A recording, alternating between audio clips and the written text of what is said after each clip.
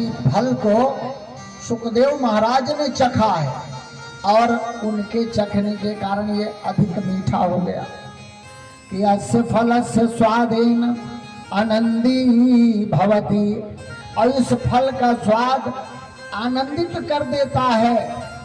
कहा इस फल के रस को पिया कब तक जाए, तो कान की उंगली बना करके और इस फल के रस को, भागवत कथा के रस को तब तक पिया जाए कि पिबति भागवतम प्रसादयो सर्व दुखम विनाशति।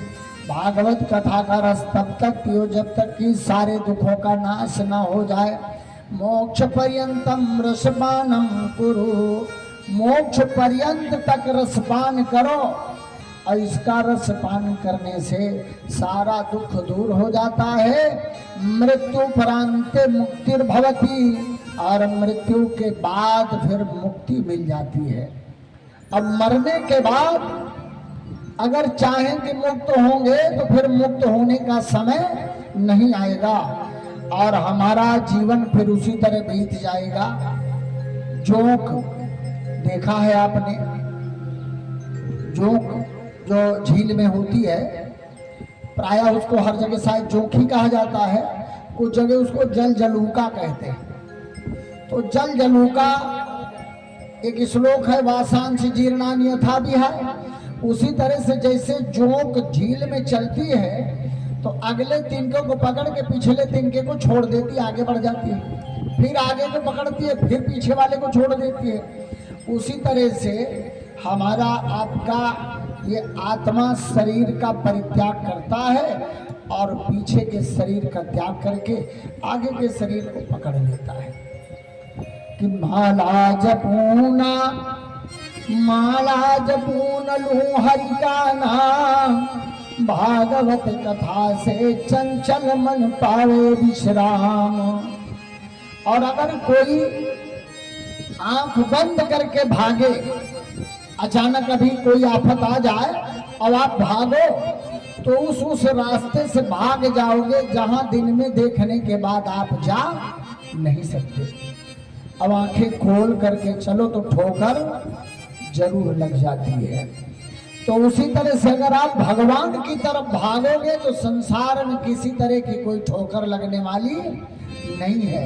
अब अगर संसार आपकी तरफ, भगवान को छोड़ के संसार की तरफ जाओगे तो कुछ भी होने वाला नहीं है।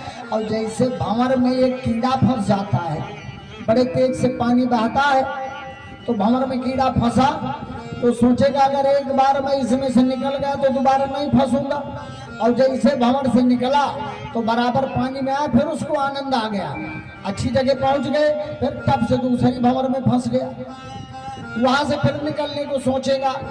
एक भंवर से दूसरी भंवर में जैसे कीड़ा फंसता और निकलता रहता है, उसी तरह से इस भवाटनी से निकलने के लिए, हम आप भंवर से पार करने के लिए भागवत कथा रूपी नौका पर सवार हो जाएं तो कल्याण संभव है।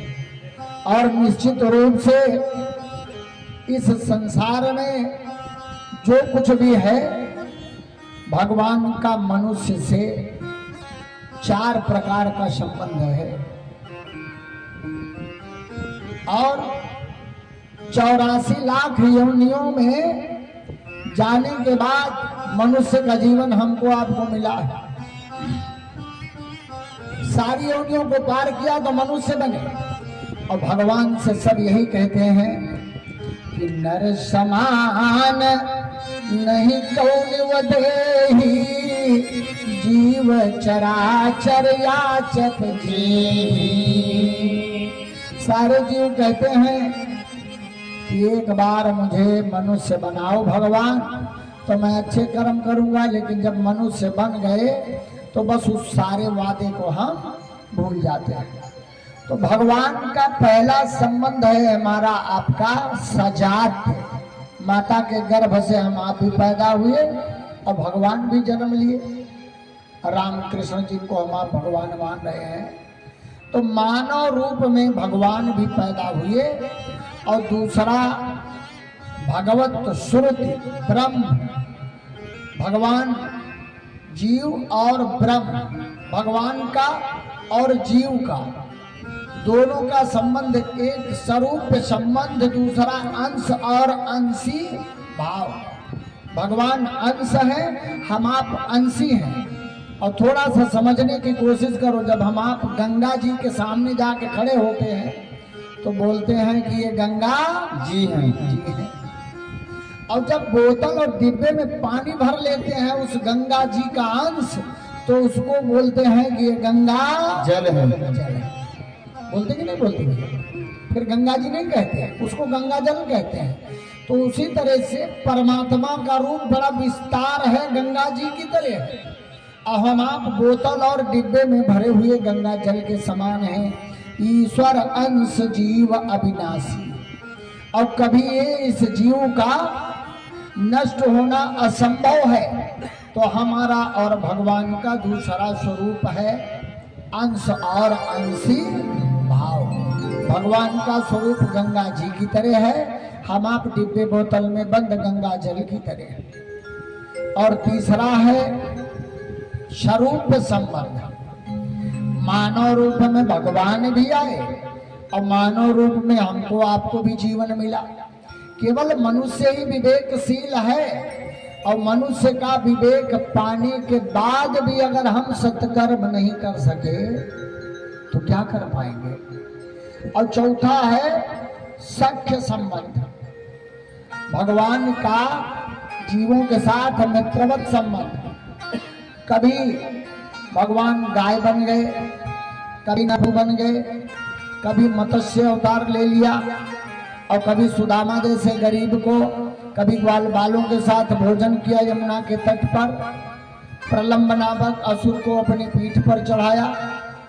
तो भगवान कहते हैं कि तुम सब संसार के हो और मैं संसार का हूं। लेकिन भगवान का भक्त कभी मरण धर्मा नहीं होता है। भगवान ने गीध अधम खग तारे, गीध जैसा अधम पक्षी है और उसको भगवान ने तार दिया। और हमारे यहाँ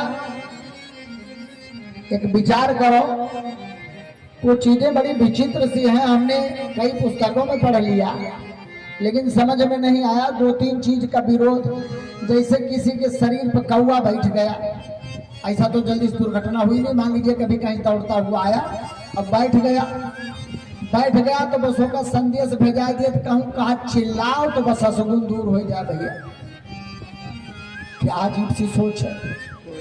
और देखिए एक चिड़िया होती है मोवा चिड़ई, गांव में बोला तो कहा तो कुछ गड़बड़ हो गए।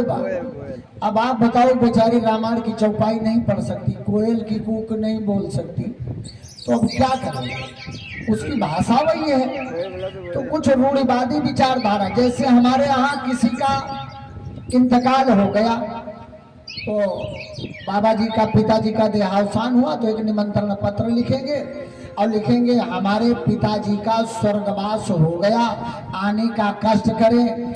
कितना सुंदर शब्द लिख दिया, स्वर्गवास हो गया। धर्म कर्म कुछ नहीं उनका देखा, ऐसे प्यार से लिख दिए जैसे स्वर्गों में थोड़ा प्लाट खरीद आवा है, बनवाए के कमरा के ताला लगाए के आवा रहे और चाबी लेके दे दिन बाप का जाओ स्वर्ग महल के तुम मौज करो। लिख देने से स्वर्गवास हो जाएगा भैया? कितनी सोच अजीब सी है। स्वर्गवास हो गया, अब आने का कष्ट करो, और जब आपको पहुंचने में कष्ट होगा तो काहे को जाएंगे भैया? जाएंगे क्या? तो ऐसे लिख देना और सोच लेना, कह देना बात अलग की है, लेकिन वास्तविकता क्या है? पंपा सरोवर पर संतों का जमावड़ा था और सबरी गई उस पंपा सरोवर के जल को छू लिया। संतों ने बड़ा विरोध किया, बस विरोध किया तो ऋषि जब उस पंपा सरोवर के निकट गए तो पानी दूषित हो गया। ऋषि मुनि भगवान की वंदना करने लगे। भगवान ने कहा कि सबरी हमारी परम भक्त थी, जब तक वो इस जल का स्पर्श पुनः नहीं करेगी इस जल का दूषणपन समाप्त नहीं होगा। तो भक्ति और निष्ठा, इसलिए हमको आपको स्वयं को बदलना होगा, स्वयं ही आगे आना होगा, स्वयं ही सुंदर कृत्य करना होगा, तभी कल्याण होगा। कल्याण के मार्ग पर जाएंगे। एक बार प्रेम से बोलो भक्त और भगवान की जय हो। श्री